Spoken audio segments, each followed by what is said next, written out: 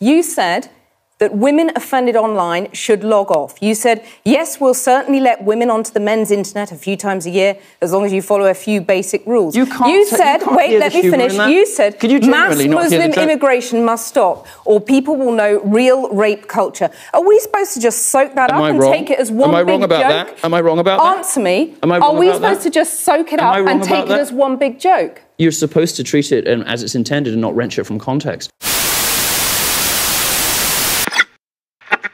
In September 2016, Channel 4 News' Cathy Newman pointed to Labour MP Jess Phillips's extraordinary claims about online rape threats when she concluded that social media had been destroyed by online trolls and that there was no way back. This video considers Newman's perception of misogynistic words aimed at herself and fellow high-profile women and asks why it is she remains silent on the subject of violent words aimed at fellow journalists.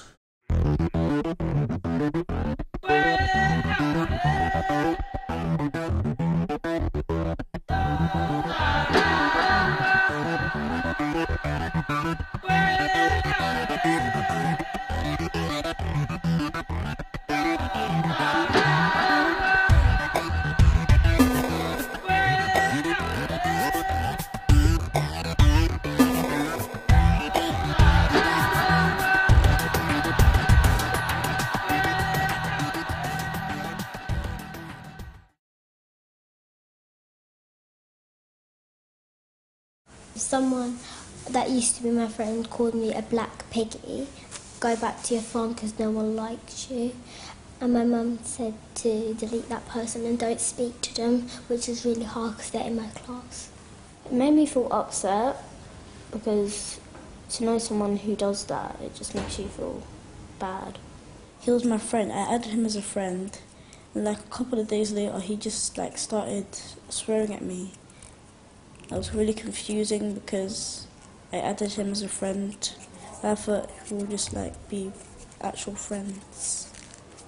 If you've watched the first two videos in this series, then you may be beginning to wonder if online bullying is really that big a deal at all. Sadly, the reality is that it is, inevitably, a very genuine phenomenon that can have extremely serious and tragic consequences, especially for young, vulnerable and isolated people, which is all the more reason to question the purpose and legitimacy of some of the more dubious or disingenuous claims that have been made by public figures in this area in recent times. Not only does such behaviour serve to undermine and exploit the very real victims of online harassment, and also unnecessarily scare people off social media, but passive-aggressive claims of victimhood can also be exploited to unreasonably slur or shame individuals or groups and dissuade others from speaking openly on issues, lest they be accused of stepping outside the closely guarded boundaries of groupthink. The first two videos in the series considered how accurate media reports about abusive messages and rape threats that had allegedly been sent to Labour MP Jess Phillips. And in this one, we will consider the perspective of one respected journalist who not only repeated Phillips's claims long after they had been proven to be false, but has also made some questionable claims of her own. In November 2016, soon after the election of Donald Trump, respected journalist Cathy Newman, in her own words, tackled self-styled fabulous internet supervillain Milo about his views on feminism, gender pay gaps and rape culture during a lively interview for Channel 4 News. Your perception of who, if anyone, came out on top will probably depend on a number of factors, including your personal and political opinion, background knowledge of the issues and the quotes discussed, sense of humour, and views about journalistic standards of impartiality and accuracy. Personally, I wouldn't describe it as either's finest hour, but if you haven't seen the exchange, I would encourage you to follow the link in the show notes and make your own mind up. In the meantime, here's a short clip.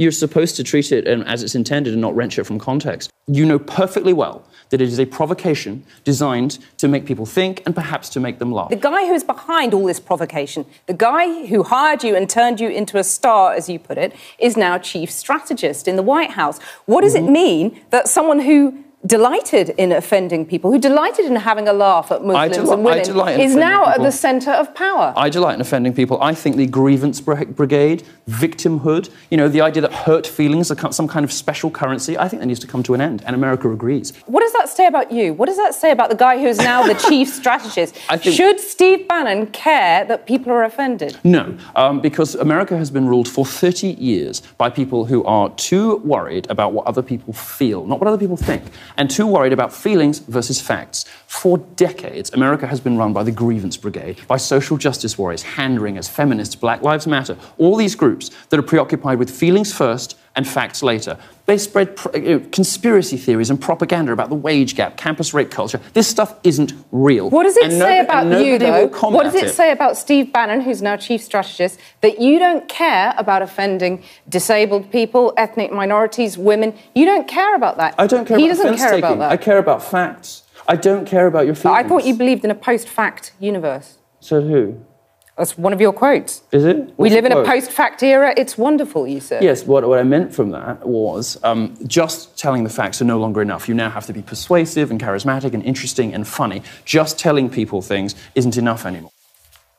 Milo Yiannopoulos talking to me earlier. Soon after the interview aired, it began trending on Twitter, and Newman quickly claimed that she was witnessing a torrent of misogyny, which she tweeted illustrated exactly why people like Yiannopoulos had to be challenged. I examined this claim in some considerable detail, and I've included a link to my conclusions in the show notes, so again, you can make your own mind up. This involved reviewing the available open source evidence, primarily direct Twitter comments and mentions for Cathy Newman, along with comments using the Milo Yiannopoulos hashtag, and comments below Channel 4's YouTube clip of the interview. My analysis shows that Newman clearly did receive a not insignificant number of tweets that many will find either overtly offensive or indicative of underlying bias, bigotry or misogyny. I do not seek to defend such ignorance, nor do I claim to know how this experience impacted on Cathy Newman personally. That said, I would struggle to describe the number of messages in this bracket as a torrent, especially when considered within the broader context of the number of tweets either praising the Channel 4 presenter or criticising Mr. Yiannopoulos, all of which were flowing into her mentions over the same period.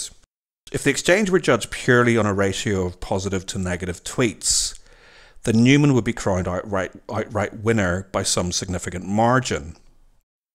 Throughout the interview, Newman describes Yiannopoulos' journalism as extreme, divisive, ugly and offensive. She is clearly opposed to his politics, and it is possible that she considers any support for his political perspective to be indicative of underlying misogynistic beliefs.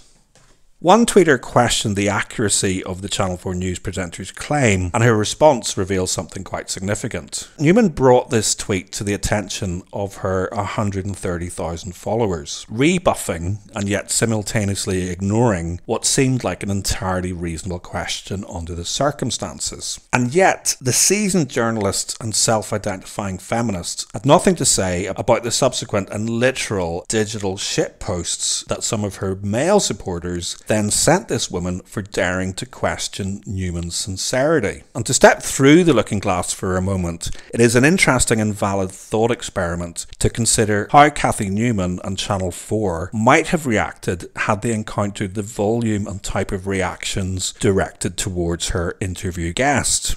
Newman may have encountered some choice language, but Yiannopoulos was the target of a significantly higher ratio of overtly gendered insults, including prick, dickhead, man-baby, wanker, jumped-up scrotum, balding one-trick pony, and uniquely, cockwomble.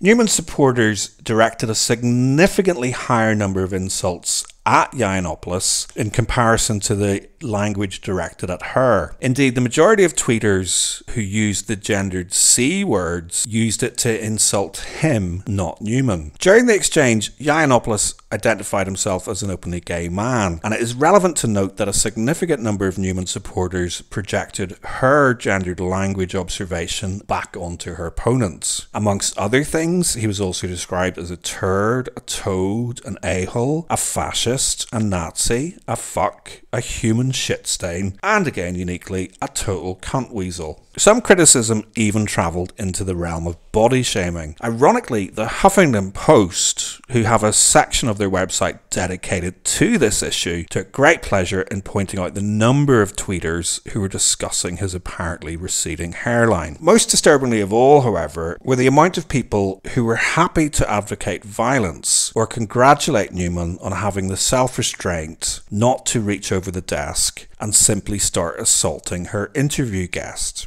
Presumably, most or all of these people would say that they didn't mean their words literally, but given the way that supposedly tolerant and responsible journalists have overreacted to some previous Twitter abuse incidents, it seems likely that the reaction would have been very different if an even small amount of these sentiments had been directed at Newman, especially when you consider that one of her former Channel 4 News colleagues even went as far as suggesting that Yiannopoulos should be kneecapped. And a sitting member of Parliament was among the advocates for giving a British journalist a good punching. Not just any member of Parliament at that, but the sponsor of the proposed malicious communications social media bill and a member of the deeply disingenuous Reclaim the Internet cross-party coalition. Remarkably, within days of the interview, Yiannopoulos was stopped from speaking at his old school after an intervention from the Department of Education's counter-extremism unit. Even more remarkably, his school claimed that the talk had been cancelled because of safety concerns, with almost all of the opposition to it coming from outside the school, and that the Orwellian counter-extremism unit had advised them about the threat of demonstrations at the school by organised groups and members of the public, and their overall concerns for the security of the school's site and the safety of the community. As one parent observed, the consequences of the professionally outraged actions will be long-lived. A cohort of sixth formers before entering university have been taught that the way to deal with ideas you find politically distasteful is to howl in protest and insist that they go away. Schools around the country have learnt not to invite speakers who may be remotely controversial, and badly needed opposition to prevent is in tatters. You have to wonder if Channel 4 would have been leading the charge and lighting the torches. Some commentators argued that Newman's painfully po-faced examination of his intentionally provocative headlines exposed blatant bias and sensationalism in the approach that she decided to adopt. On the other hand, many reckoned that she won the exchange hands down and that she, metaphorically speaking, delivered a knockout blow in the precise moment that she reminded him of his quote about living in a post-fact universe. It certainly unseated his argument about facts being more important than feelings. But I can't help wonder if Newman didn't ultimately prove the very point that he was trying to make before she interrupted him. Newman was especially disingenuous in her puritanical interpretation of his suggestion that women should log off the internet. Ironically, this display of faux offence, not to mention her post-interview reaction to some harshly worded criticism, only helped to underline the very serious point that Yiannopoulos was making in his very not-so-serious way. We live in a post-fact era. It's wonderful. The Washington Post gives a truth check and no one cares. Now you have to use the truth and other strategies. You have to be persuasive. Facts just aren't enough these days. You have to be persuasive. And one way to persuade people is to pander to their personal political perspectives, or dare I say it, prejudices. While another is to appeal to their emotions, because as Yiannopoulos quite accurately pointed out, hurt feelings have a special type of currency that can easily be exploited. And whatever you think of him as a person or politically, it is extremely difficult not to conclude that Cathy Newman employed both persuasion tactics to bolster her version of the truth when she started tweeting about the torrent of misogyny, while completely ignoring the violent rhetoric aimed squarely at her interview guest. When researching this, I was surprised to discover that Newman voluntarily logged off from Twitter the previous year after being caught out pushing some fake news of her own. On that occasion, she was accused of stirring up religious intolerance after a London mosque received death threats before ultimately releasing CCTV footage to disprove her claim that she'd been ushered out of the door because she was a woman. It would be interesting to see how she would have reacted if anyone, let alone one of her former male colleagues, had suggested that she deserved a kneecapping for expressing her political views and defending her own journalistic style. What started as a usual report on UK's Channel 4 turned into a ridiculous lie. Cathy Newman tweeted she was ushered out of one mosque despite being respectfully dressed, breaking news complete. But she forgot about one important thing: CCTV. This footage obtained by the Huffington Post clearly shows Cathy Newman entering the mosque, talking to a man, and walking out eventually. Take a look at that. All alone, no ushering or any kind of contact. Well, this small fib caused the mosque big problems as it now receives death threats. The anchor released a statement saying she is sorry and horrified for the consequences of her, quote, misunderstanding. In other words, lying. Are we supposed to just soak that up and take it as one big joke? Am I wrong about that? Am I wrong about that? Answer me. Am I wrong about that? Are we supposed to just soak it up and take it as one big joke?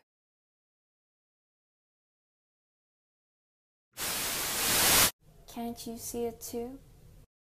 There's an elephant in the room.